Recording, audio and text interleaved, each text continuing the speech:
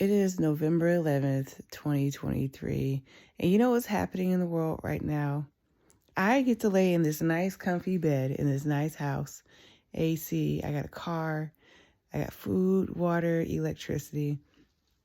These past couple of weeks, I have been crying my eyes out because from what I've been seeing in the Middle East, I have no business being upset, in my opinion. The stuff that I've seen, it's going to haunt me for the rest of my life. I'm angry. I'm disappointed in my country, my leaders. I think we deserve better than what we have. We only seem to be two options as elected officials for presidents, Joe Biden and what it looks like is going to be Donald Trump. And I don't want neither one of these guys as president. I think we deserve more options. So this last couple of weeks, I've been in shock. I've been baffled. I feel like we're in the twilight zone or in some alternate dimension. That's the only explanation I can provide for what I've been seeing happening in Gaza right now.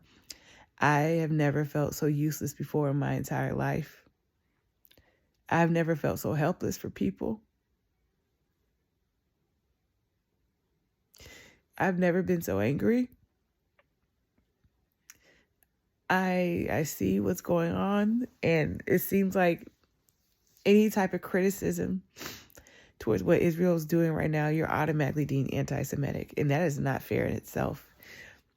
Because there's legitimate concerns that people should be raising, and the fact that we all see what's unfolding before us, and we're not doing anything. I've seen all these Arab leaders around from the Middle East meeting up and talking. All these people. Leaders just meeting up, talking here, talking there, just talking. Nothing's getting done. What are we talking for? People are still dying, still under the rubble, not being found. And you're just talking? You're watching a genocide. This is a genocide unfolding before our very eyes. And we are saying, not me. This ain't self-defense. This is far from it. It's never been self-defense. And I'm saying what it really is. It's never been about Hamas. If they actually genuinely cared about those hostages, they would not be doing the airstrikes. When you do the airstrikes, aren't you potentially killing the hostages as well? Like, what are we doing here? When you listen to some of what Israeli government officials have said, it's disturbing. At least it's disturbing when you have Netanyahu saying we're going to turn Gaza into an island of ruins. Yoav Gallant, we're dealing with human animals. This one bitch, I'm going to call her a bitch because that's what she is. Mariz Ben Ari, I hope I said her name right. She said the children in Gaza brought this upon themselves. How do you fix your mouth as an adult woman? I'm sure she's a mother. Maybe she is, and maybe she's not. How do you say this? How do you fix your mouth as an adult woman to say the children in Gaza brought this upon themselves? The children. That means the babies in incubators. They brought this on themselves. And it's not just in Israel, because you got the Ben Gvir who makes David Duke look like Mickey Mouse. He's been saying racist stuff. And he's now the Minister of National Security. He was giving out guns to settlers in the West Bank. And guess what? They're killing people in the West Bank, and they're not doing anything. The IDF is helping them. The IDF has helped killing Palestinians in the West Bank, and they're not doing anything. America's like, hey, you shouldn't do that. Come on now, don't do that. Come on. But you're not doing anything to stop them. They're committing genocide before our very eyes. And you're saying they have the right to defend themselves? This is not defense. This is a massacre. This is a massacre. And I cannot believe we are living in 2023 and this is unfolding for our eyes from the world. And then our little shitty ass president, oh, I have no notion the Palestinians are telling the truth. Man, fuck you. Fuck you. Okay? Joe Biden is not getting a vote for me. No one in his administration is getting a vote for me. If they run for president, I'm very, very, very, very, very disappointed in my country. Very disappointed. I can't believe we are here. And no one believes Israel didn't hit that hospital a few weeks ago, because look what they're doing now. They're targeting Al-Shifa Hospital. They're making people leave. They're making people who can walk and then move actually leave. And they can't take anything with them. That means the babies in the incubators, the people who did stay behind, they're probably getting killed too. There are people getting killed. There are babies in incubators, premature babies. Some of them are orphans. What did they do? What did they do? And somehow this is still Hamas's fault? Israel been wanting to do this. They've been wanting to do this. Hamas was just an excuse. They're going to reoccupy the land. You got Israel saying that they want to reoccupy land, but America's like, no, we want a two-state solution. No, we want a two-state solution. Dude, this is not going to create a two-state solution. This is not going to garner peace. The peace went out the window after Israel's response because, we cannot justify what Hamas did. That was atrocious. But two wrongs did not make a right. This has gotten far out of control. And we should have called for a ceasefire long ago. And then you got Israeli government officials. It's not just Ben Gvir and he said a Jew that kills a Palestinian is not a murder suspect, but a hero I welcome with open arms. You got the guy as the defense minister, not defense minister, but the head of security or whatever. Seriously? And then the minister of justice, that lady calling Palestinian women, saying their babies are snakes or whatever. And then she becomes the minister of justice. Yoav Gallant calling them animals. These don't sound like people who want peace. These sound like people who are calling for a genocide. And that's what they're doing. And we're aiding and abetting. My tax dollars are going to this. Why? Who knows? Defense? This is not defense. If Israel was defending themselves against children, they're doing a great job at it. But because children didn't do anything, they didn't ask for this. They're just there. Gaza is an open air prison. Former President Jimmy Carter wrote a whole book about Palestine. He's called it Peace, Not Apartheid. And then, him calling it apartheid, people called him anti-Semitic for it. We really need to stop throwing the word anti-Semitism around so easily when we criticize the Israeli government. Some things need to be criticized. No one should be above reproach. That includes the Israeli government. And when you look at what they're doing to Palestinians, killing them indiscriminately in the West Bank and in Gaza, criticizing that as anti-Semitic? And Amy Schumer, bitch, shut the fuck up. Shut the fuck up, Amy Schumer. You are stupid as fuck and tone deaf. Shut the fuck up. Now back to what I was saying. Criticizing Israel should not be seen as anti-Semitism, especially when there are legitimate concerns that this is wrong. And what we are seeing right now unfold before our very eyes, collective punishment, and that's war crimes, and restricted food, water, and electricity, medical aid trucks, war crimes. And yet our country doesn't even want to acknowledge it. Playing moral gymnastics. John Kirby, fuck you too. Because you wanted to cry when you heard about Ukraine and you cried about October 7th. October 7th was an atrocity. But I see no compassion from John Kirby at all in regards to the people in Gaza or the West Bank. And our government being purposely complicit, willfully blind about this whole thing. Whenever they're at a presser and they get asked certain questions. Oh, I didn't see that. I didn't know. I didn't see that before I came up here. That's their opinion. Oh, I didn't see that. We didn't make that assessment. We don't know. So, you're quick to find out Russia committed war crimes. But you can't make that same assessment with Israel. And these are your allies? Just say you don't want to admit it. Just say you're going to stand by Israel no matter what. Damn. You're going to stick beside them. That's what you're doing right now. Even when they're doing stupid stuff. This is no different than some spoiled child that you never held accountable. They get their sweet 16. You give them the keys and a bunch of money and they go crazy. You tell them now, don't do too much. And they be like, okay. And they go and do too much. This is exactly what it is. This is no different than what this country did to the Native Americans.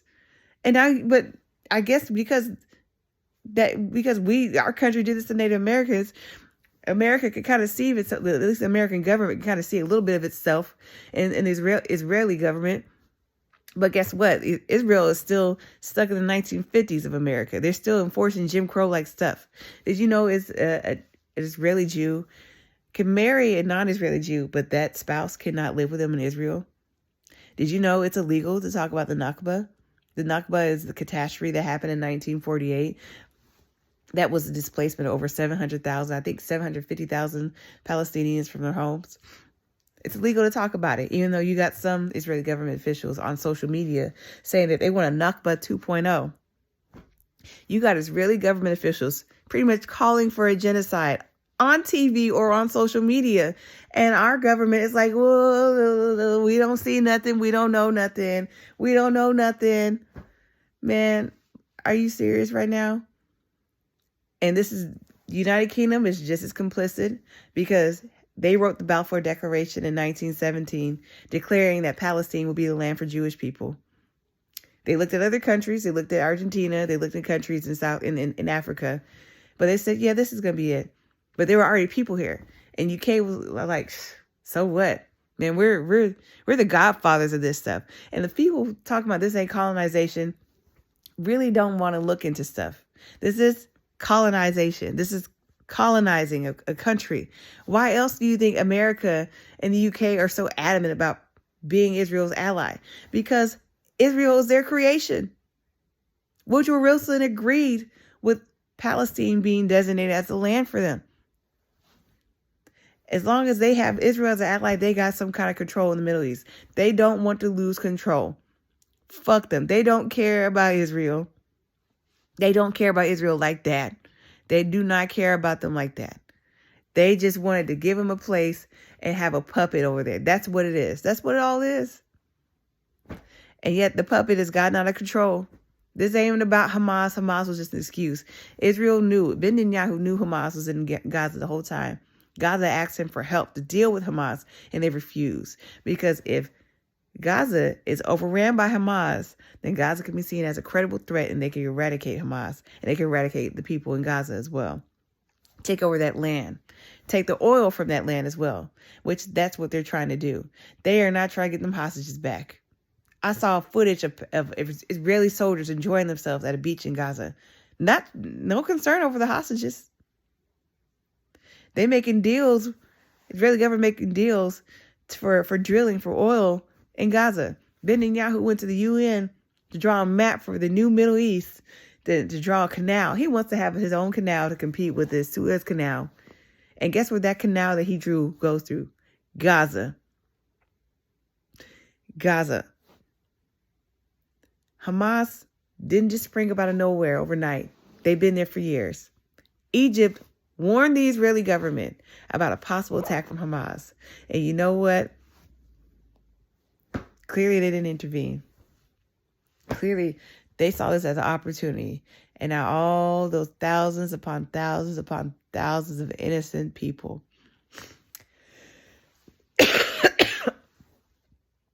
innocent Palestinian civilians. And the Islamophobia I've been seeing spurring up in this country by some of our elected officials, like the douchebag Max Miller saying that we're going to turn Gaza into a parking lot. And that, for me, based off what he said, I got a vibe that genocide is okay for other communities as long as it's not a community that he's a part of. I saw one guy, this joke of a congressman, Brian Mass, wear his IDF outfit or whatever he wore to a meeting. And he gonna say, "Oh, I think we need to stop talking about innocent Palestinians like there's that's like saying there's innocent Nazis." I saw one guy, I forgot his name. He tried to draw up legislation to ban Palestinians altogether from America. So that little boy that got stabbed in Illinois, Wadia, he would have been banned from this country. Refused to leave, banned from the country. It's just that, let's just call it what it is. It's racist. Racist. We got our own trauma from 9/11, but we can't separate the person from the religion or the person from their ethnicity. We want to look at everyone like that. Like they're some kind of terrorist because they're Muslim or because they're Middle Eastern, which is appalling, by the way. Appalling. You know, this dehumanization and Bill Maher calling them collateral damage and all this dehumanization going on. You know who else that happened to? Jewish people. And if anyone knows how to oppress people, it's people who've been oppressed. This is just a cycle. From over 70 years, it went from Jewish people to now Muslims. It went from Jewish to Muslim. And the fact that some people are so afraid to speak out and say, hey, this is wrong, that shows you something is wrong here. Something is wrong here. Does this have to happen? No, it does not. They based off the rhetoric of Israeli government officials, they don't want peace with Palestinians. They want a genocide. They don't want a two-state solution. They want a genocide. I could just go off based off their alone. And they're open with it. They're blatant with it. You know why? Because no matter what they do or say, America's going to have their back. They know that. Israel knows that. The Israeli government knows that. I don't get why this is okay. Am I the only one that sees what's going on here?